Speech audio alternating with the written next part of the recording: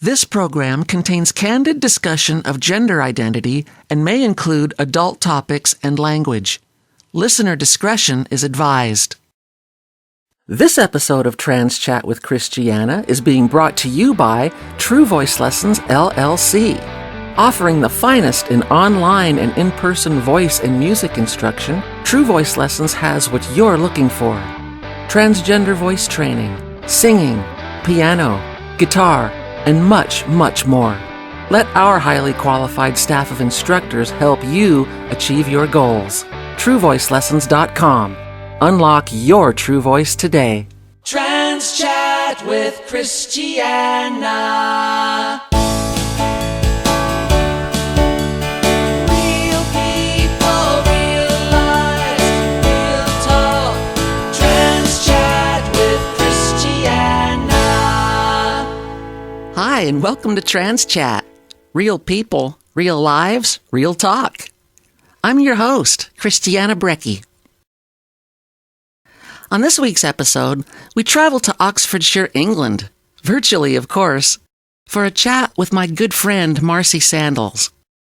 We'll talk about her inspiring trans journey and make a few comparisons of what it's like to be trans in our respective countries, the socio-political climate, access to trans health care, and the amending of legal documents. Totally looking forward to that.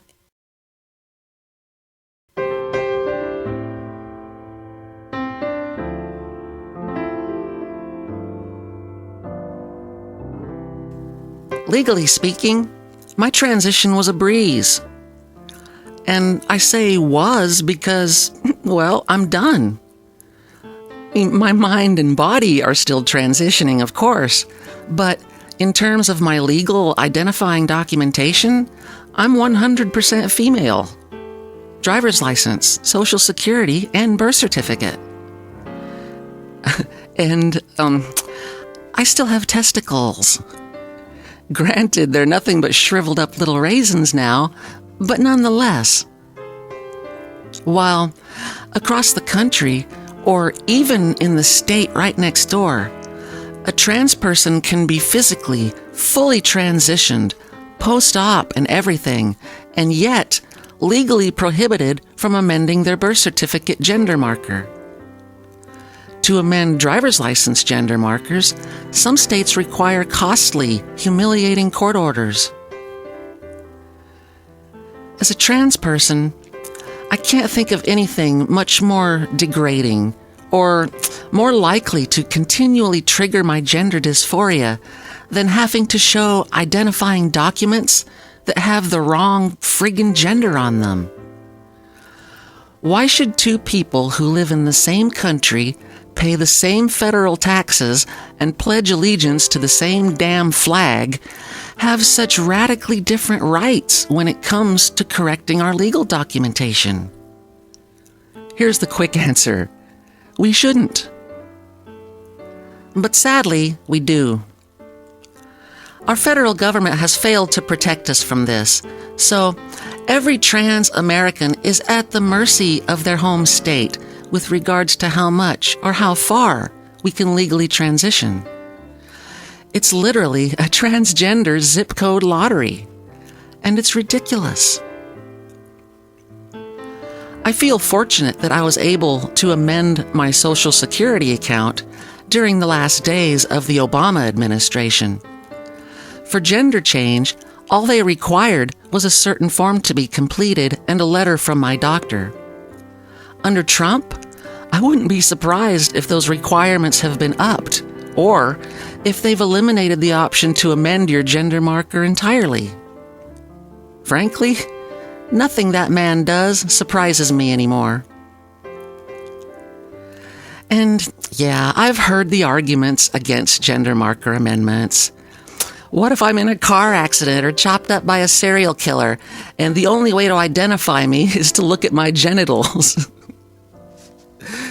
It sounds absurd just saying it, but let's play devil's advocate here for a moment and say that it's true. Is it really worth denying the very identity of a fellow citizen, a fellow human being, on the off chance that they will be in a car wreck and require genital identification? No, I don't think so either. Personally, I don't think it has anything to do with identifying bodies. That's just the excuse they're using to justify it. Ultimately, like so many things in our society, I think it just comes down to religion and conservatism. Old fuddy-duddies who think trans people are an abomination to God, and that allowing us to exist with the same rights and privileges as everyone else will displease the Almighty. Let's face it, the separation of church and state in this country is a joke. It doesn't even exist. Churches pay no taxes, but have received billions in taxpayer money during the COVID-19 pandemic. They endorse political candidates and preach to their congregations about who and what to vote for. Church leaders, who were once trusted pillars of their communities, have become greedy politicians with fearful, captive, and obedient constituencies. And once you start tying public policy to people's religious beliefs, then things like data, reason, and compassion no longer factor into the equation. In a society where it seems like half the people hate us and the other half are indifferent at best, having legal protection from our local, state, and federal governments is crucial for trans existence beyond the confines of staying in the closet. We can't count on our neighbors and communities to have our backs. People are afraid of us. And as long as government entities continue to deny and refute our legitimacy in this way, robbing us of our very identities, the public's collective suspicion of trans people will never be put to rest. And we will be destined to remain in the darkest and most distant margins of society. Real people, real lives, real talk. Trans Chat with Christiana. Today's guest is joining me from across the pond in Oxfordshire, England. I'm so excited to have Marci Sandels on the podcast. Marci, welcome to the show. Thank you, Christy. Let's get to it. When did you realize you were trans? Well, I wanted to be treated by my mother as a girl when I was 4, but it took many years of building up an understanding of my condition until in the 1990s I was able to associate my condition with the medical term gender dysphoria. Mm-hmm. It's scary, though, that I lived in ignorance of what I was doing, what was wrong for so long, a source of great unhappiness.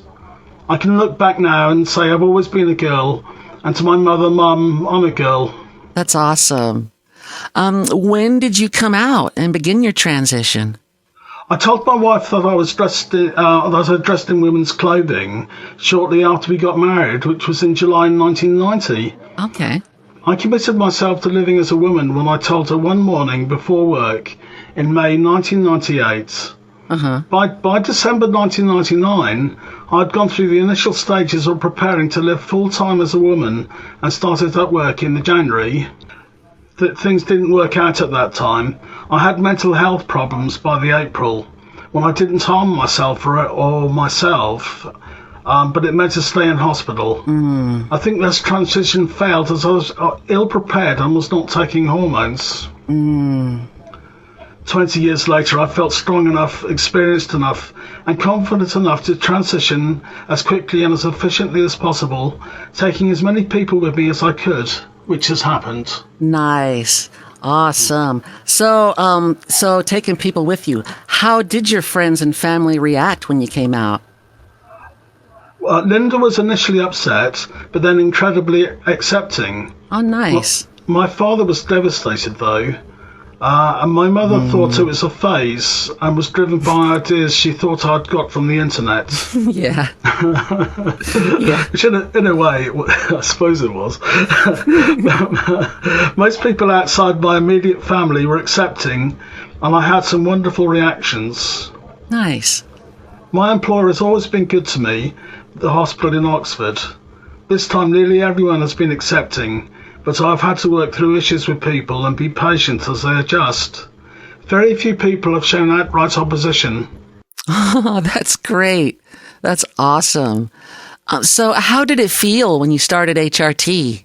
I started on estradiol when I started my transition at work in August 2019. I began on T-blocker in mid-November. The lack of T-blocker hampered the effect of the estradiol, but I immediately felt calmer and later explored a greater awareness of my intuition and less reliance on pure rationality, which was a huge relief. So then how smooth or bumpy has your transition been going so far? It's been a roller coaster ride. I have progressed from the initial issues of being dressed as a woman in public to my presentation with quite a deep male voice to an explosion of experience and awareness of relationships with other people. Nice. Mainly with an ex-girlfriend with whom I'm developing a new relationship as her girlfriend and learning how to be a lady from her. With my wife's consent, I also started seeing a trans woman friend of 30 years standing. Nice. I realised I could have married my girlfriend when I was young, and from that the implications of having a child, a love for her which would perhaps have been strong enough for me to cope with my condition and survive until today. This has become a bereavement experience, which I've come to terms with as I realise just how happy I can be now that I'm removing the male influence in my life. Not solely testosterone, which has caused confusion and unhappiness about my sexuality, but the feeling of false strength from below that I have instinctively resisted all my life. And positively by the expression of my emerging true identity through how I sound and what I wear. Yeah. So what advice would you give to someone who is just starting on their journey? Prepare by understanding yourself and your condition as much as possible. Armed with this knowledge, seek to persuade everyone you know that this is the right thing for you to do.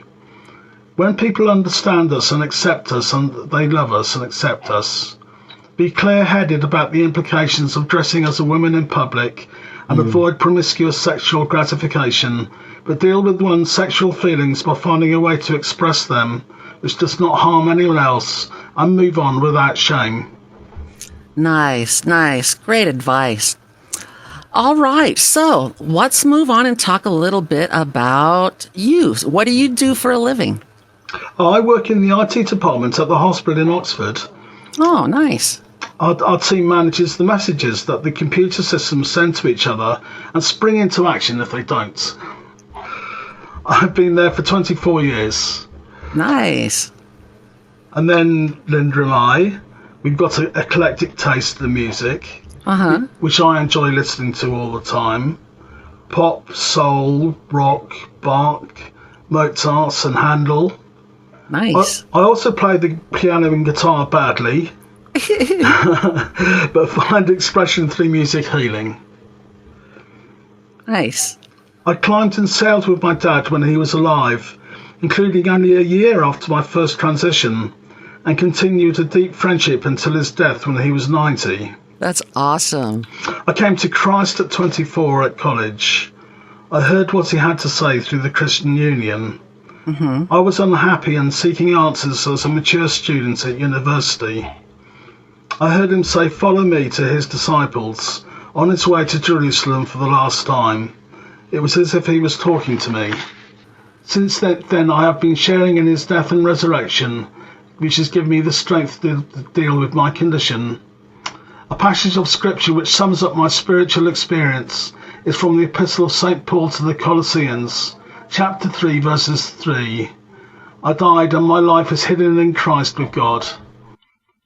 I've developed a deep spiritual life which has been underpinned by the love of God, known as Christ, and experienced through the Holy Spirit. I have an unshakable optimism in humanity, based on the belief that people learn from their mistakes as a rule, and all life progresses naturally towards maturity as a prerequisite for survival, but also as an expression of the life force around us. Nice. My emerging relationship with my friends is helping me to define my identity as a woman. Nice.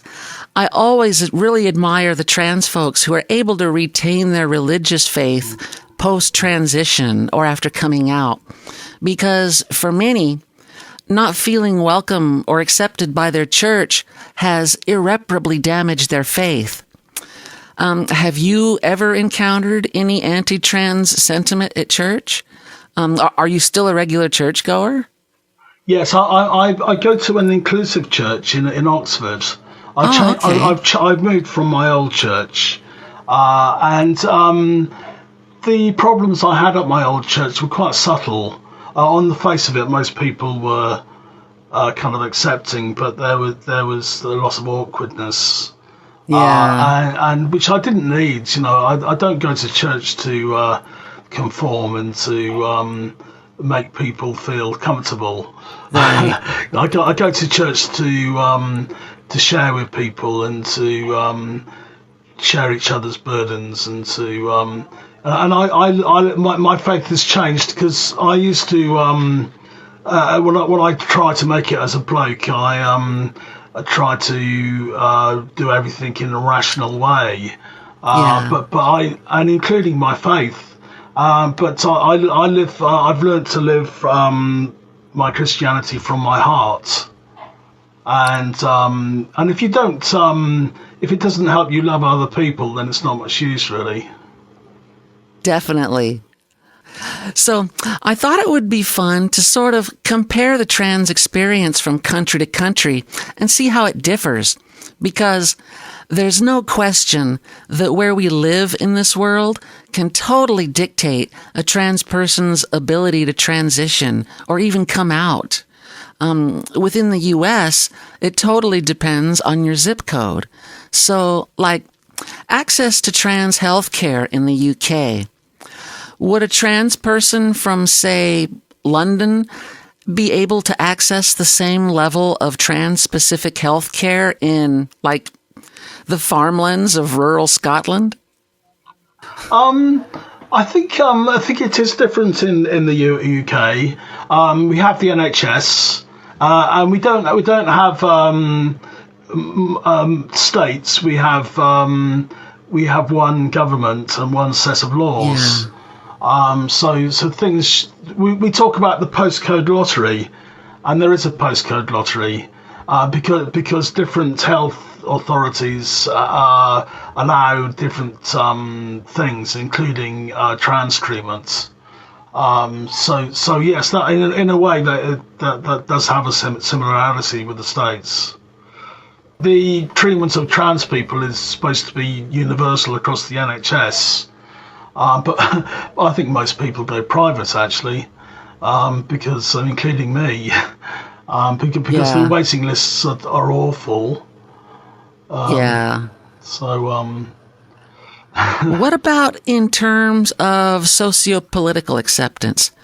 Here in the U.S., there are people and groups and lobbies who are actively anti-trans, trying to get bathroom bills passed and whatnot.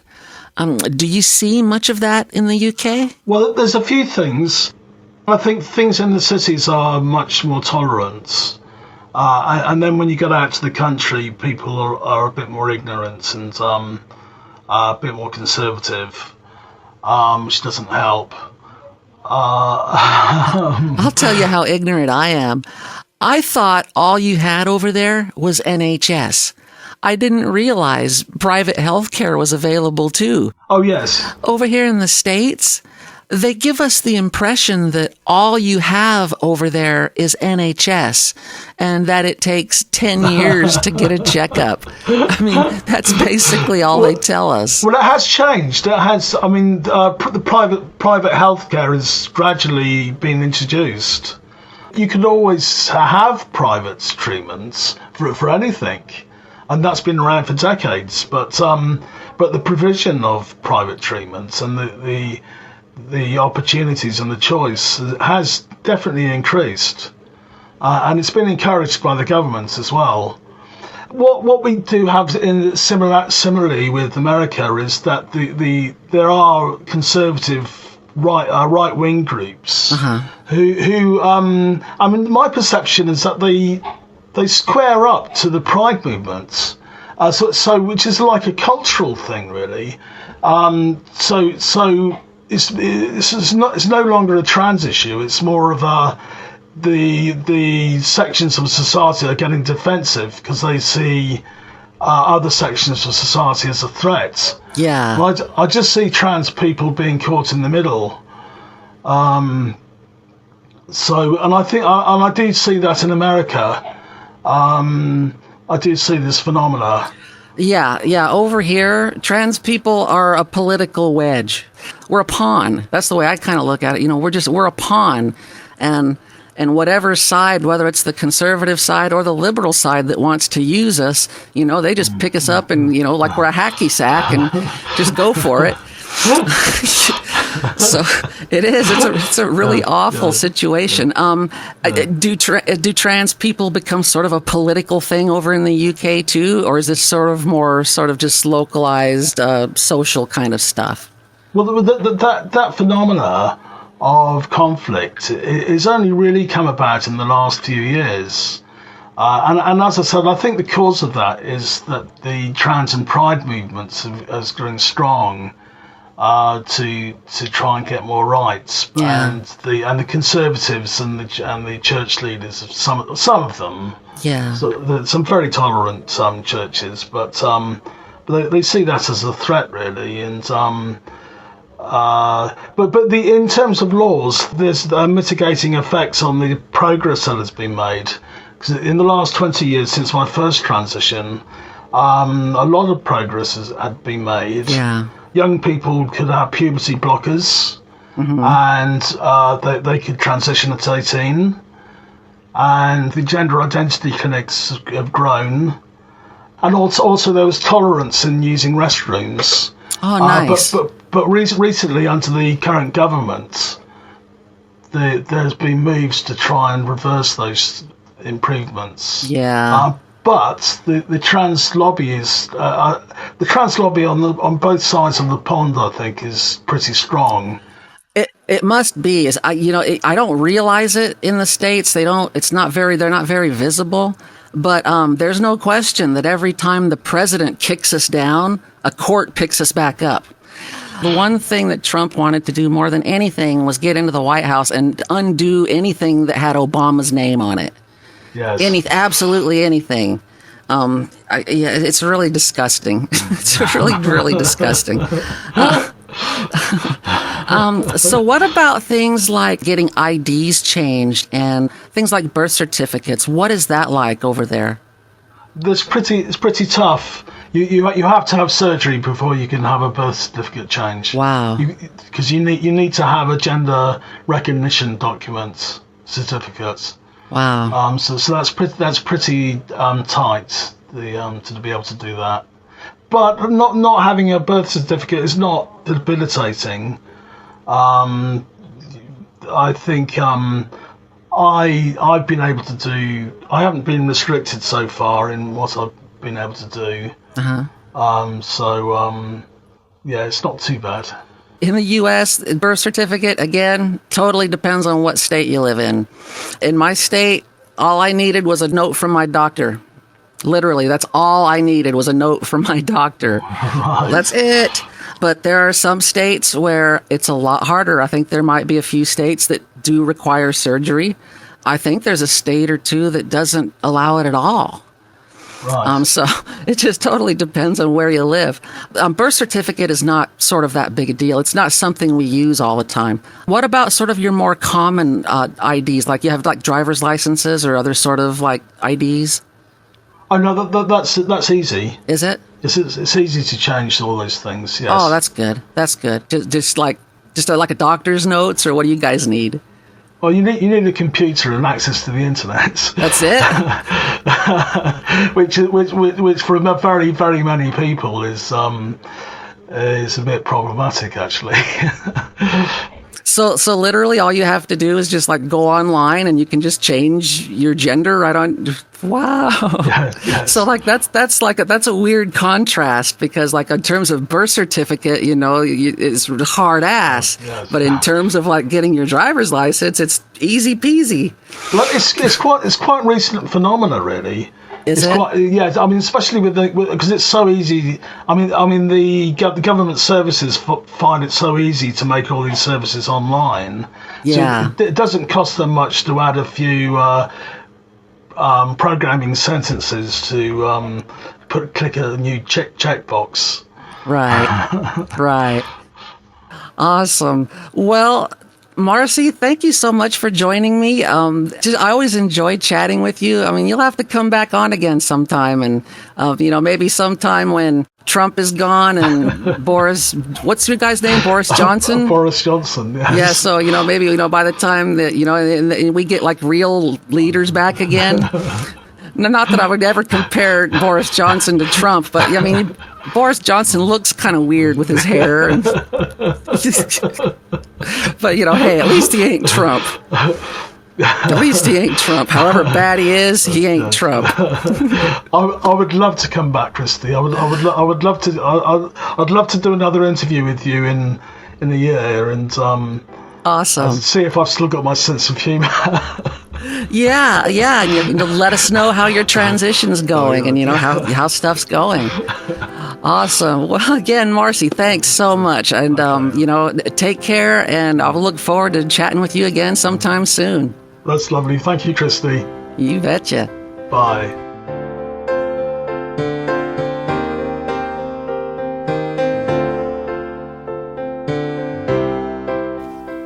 What a fun chat with Marci. It's so cool to know such a lovely lady from such a cool part of the world. I've always had a real fascination with England. Sometimes, when I was a kid, I used to talk in my sad imitation Beatles accent and pretend I was really from England. I have British ancestry on both sides of my family, I think. Definitely on my dad's side. My great-grandmother came to America from Wales when she was like 13 years old. As both a student and fan of music, so many of my favorite and most influential artists hailed from England. Beginning first and foremost with those four lads from Liverpool. And the rest of the British invasion. The Stones, The Who, Animals, and so on. And then megastars like Elton John and David Bowie.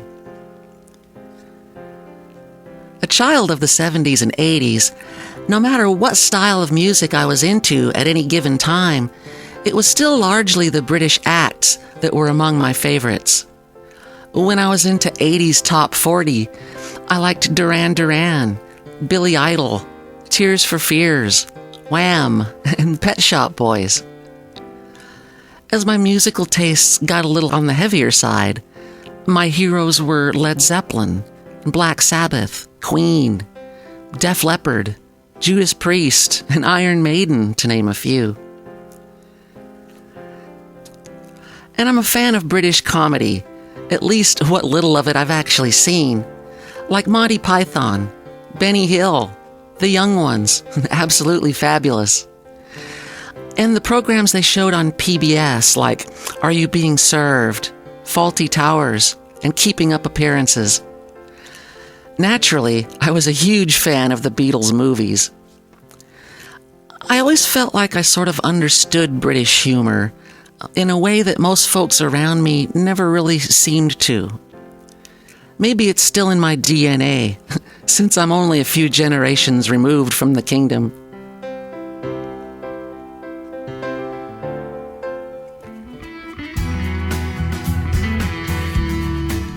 I'm Christiana Brecky, and this is Trans Chat, brought to you by True Voice Lessons, LLC. Thanks so much for listening and supporting the trans community. Take care, be safe, be you, and be proud.